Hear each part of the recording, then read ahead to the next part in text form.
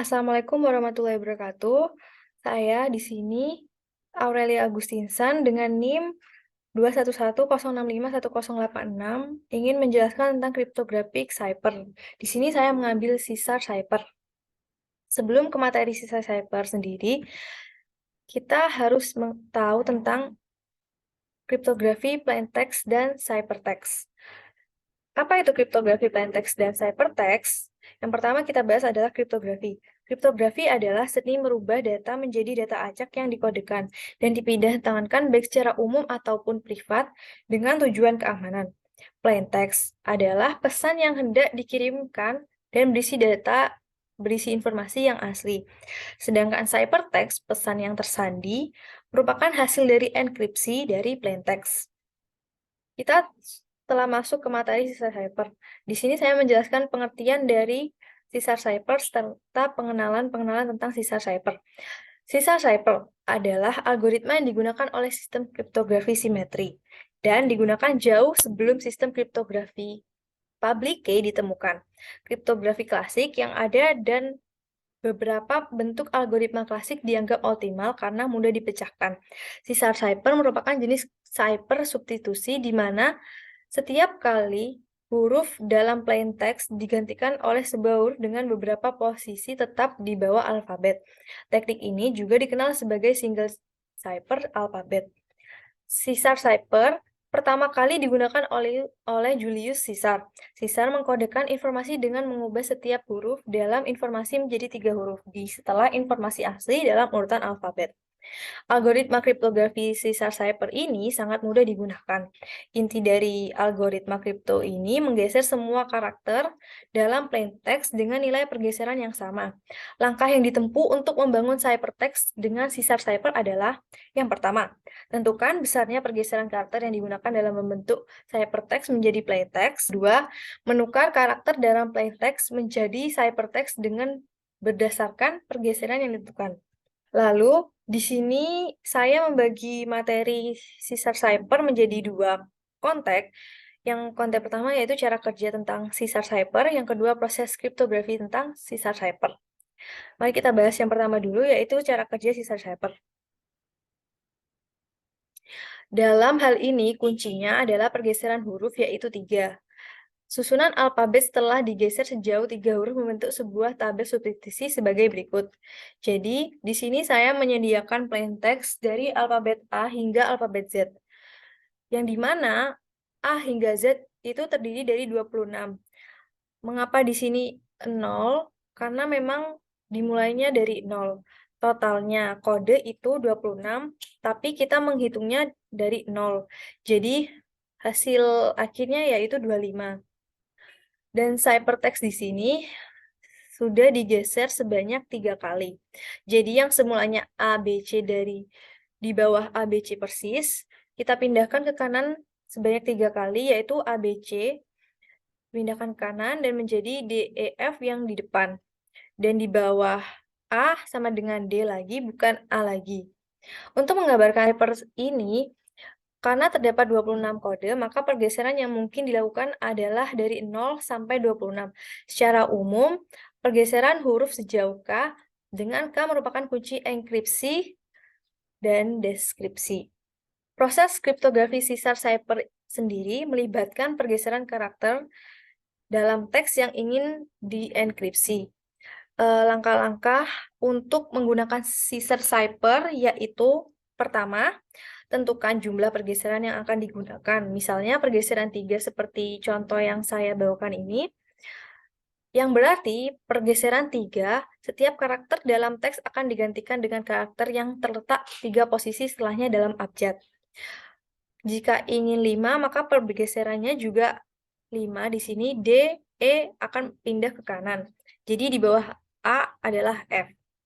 Yang langkah kedua adalah enkripsi. Hal yang perlu dilakukan untuk mengenkripsi yaitu pertama, ambil teks yang ingin dienkripsi. Yang kedua, pergeseran setiap karakter dalam teks sebanyak jumlah pergeseran yang ditentukan. Jika karakter merupakan huruf, geser kanan dalam abjad sebanyak pergeseran. Jika karakter melewati akhir abjad, kembali ke awal abjad. Yang ketiga, simpan karakter-karakter yang telah digeser menjadi teks terenkripsi. Langkah ketiga adalah deskripsi. Langkah yang perlu dilakukan untuk deskripsi yaitu ambil teks yang telah kita transkripsi tadi berupa kode-kode, lalu simpan karakter yang telah digeser menjadi teks terdeskripsi. Penting untuk diingat bahwa Caesar Cipher merupakan metode enkripsi sederhana yang rentan terhadap serangan brute force karena hanya memiliki sedikit kemungkinan pergeseran yang mungkin, yaitu dari 0 hingga 26. Di sini saya sudah sediakan rumus. Jika pergeseran sejauh K, maka cara menghitung enkripsinya yaitu C sama dengan E P sama dengan P plus K mod 26. C di sini merupakan ciphertext sama dengan E, atau E di sini enkripsi. Jadi, ciphertext sama dengan enkripsi, atau dalam kurung, P itu merupakan plaintext. Ya, jadi kita bisa rumuskan C sama dengan P plus K. K di sini merupakan K atau pergeseran yang dimau, dalam kurung mod 26. Cara menghitung deskripsi yaitu P sama dengan D, dalam kurung C sama dengan C kurangin K, mod 26. P di sini merupakan plaintext sama dengan deskripsi. Jadi maksudnya di sini plaintext itu sama dengan deskripsi atau ciphertext. Jadi bisa dirumuskan dengan C dikurangin K atau pergeseran yang tadi dimasukkan ke sini dan mod 26. Untuk pergeseran huruf sejauh 3, enkripsi sama dengan C sama dengan P plus 3. Dan di sini kita masukkan K-nya 3. Di sini jadinya plus 3 dan mod 26. Deskripsi, yaitu dengan rumus P sama dengan C kurangi 3 mod 26. Berikutnya saya di sini sudah memberikan contoh implementasi bagaimana cara menggunakan rumus tersebut supaya bisa dimengerti.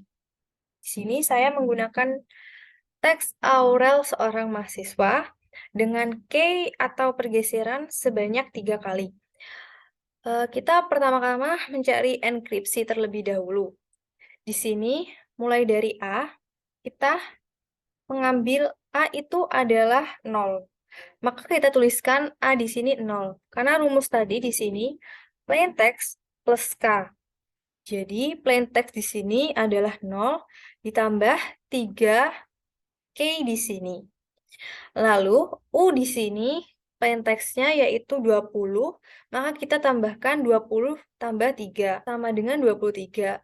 R di sini adalah 17 ditambahkan dengan K 3 dan E di sini adalah 4 ditambahkan dengan K 3 dan L di sini 11 ditambahkan dengan 3 dan seterusnya hingga seorang mahasiswa ini juga dicari enkripsinya. Jadi, A sama dengan D, U sama dengan X, R sama dengan U, E sama dengan H, dan L sama dengan O, dan seterusnya. Jadi, hasil dari enkripsi tersebut adalah DXUHO, VHRUD, IJ, PDK, DVL, VZD. Jadi hasil dari enkripsi tersebut adalah ini. Sebelum kita melanjutkan ke deskripsi, saya ingin memberitahu cara menghitung tentang mod atau modulus. Rumusnya yaitu A sama dengan M dikali Q ditambah R. Contoh penerapan dari rumus ini yaitu, saya di sini memiliki contoh 41 mod 6. A di sini yaitu 41 dan M di sini adalah 6. Kita harus mencari Q. Bagaimana cara mencari Q? Yaitu 41 sama dengan 6 dikali Q. Mengapa di sini bisa 6? 6 di sini yaitu berapa kali berapa yang mendekati atau sama dengan 41. Karena 6 kali 6 itu 36, kita memakai 6 di sini. Mengapa tidak memakai 7? Karena 42 telah melebihi 41, maka itu tidak bisa dipakai. Dan 6 kali 6 sama dengan 36. Kurang berapa yang mendekati 41? Atau 6 kali 6 sama dengan 36. Di sini 36 masih belum tercapai 41, maka kita harus tambahkan 5. 5 ini adalah hasil dari sisa bagi. Jadi, hasilnya yaitu hasil dari 41 mod 6 yaitu 5. Di sini saya memiliki contoh lagi yaitu 8 mod 12. A di sini adalah 8, M di sini adalah 12, dan Q belum diketahui, dan ditambah R. 8 sama dengan 12. Di sini kita taruh 12 karena M dikali Q, dan Q-nya belum diketahui. Mengapa ini ditulis 0? Karena 12 kali 1 hasilnya 12. Jika kita memakai 1, itu akan lebih dari angka 8 ini. Jadi, kita memakai 0. 12 dikali 0 sama dengan 0. Kita butuh berapa untuk menghasilkan 8? Kita butuh 8 lagi untuk menghasilkan 8. Jadi hasilnya yaitu 8. Di sini saya memiliki cara cepatnya. Jika 41 lebih besar daripada modnya, maka mod itu masih bisa dihitung. Atau dalam artian pasti ada hasil sisa bagi dari 41 tersebut. Dan jika seperti 8 lebih kecil dari modnya, maka hasil tersebut sudah pasti angka 8. Jadi di sini dapat disimpulkan bahwa jika A lebih besar dari M, maka hasilnya akan ada sisa baginya. Tapi jika A kurang dari mod, maka hasilnya sama dengan A. Itu adalah cara cepatnya. Jadi kita lanjut ke langkah berikutnya, yaitu menghitung deskripsi.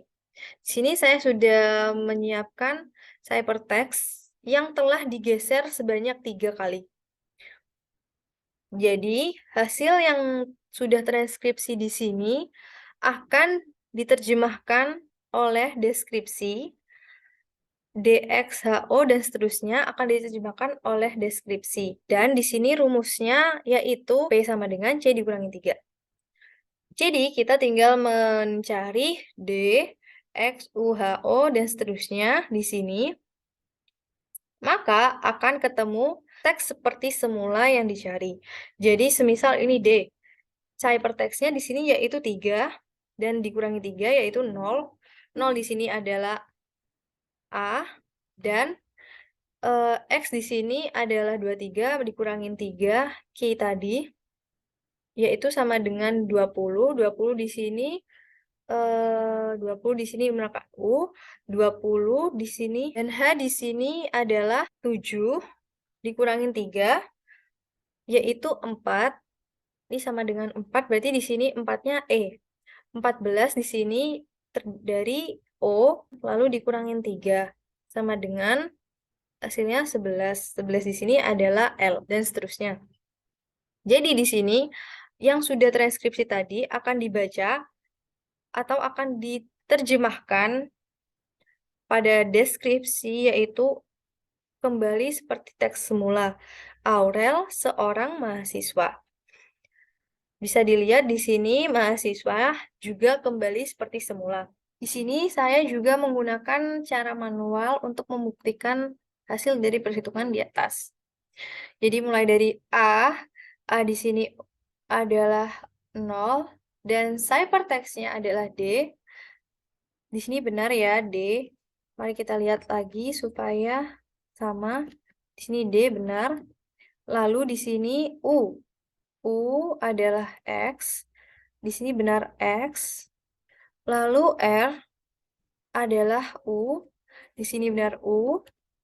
Dan E adalah H. Di sini benar H. Dan yang L adalah O, di sini benar O, dan seterusnya, sampai Aurel seorang mahasiswa terbentuk. Yang kedua, saya akan menjelaskan proses tentang kriptografik sisar cipher. Jadi, di sini saya telah membuat animasi tentang bagaimana cara pengirim mengirimkan pesannya ke penerima pesan.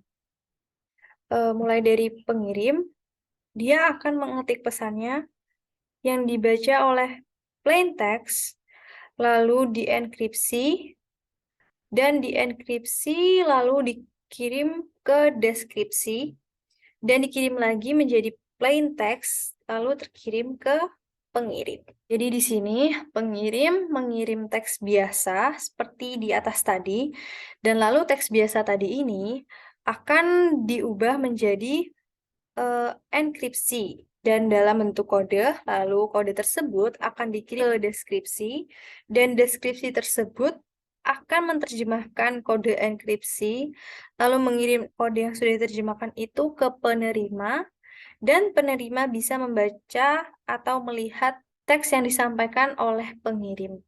Di sini, karena saya menggunakan sisar Cipher, kunci yang digunakan hanya satu, yaitu private key. Dan private key enkripsi merupakan simetrik. Perbedaan private key atau enkripsi simetrik ini dengan public key terletak pada tujuan kunci itu sendiri.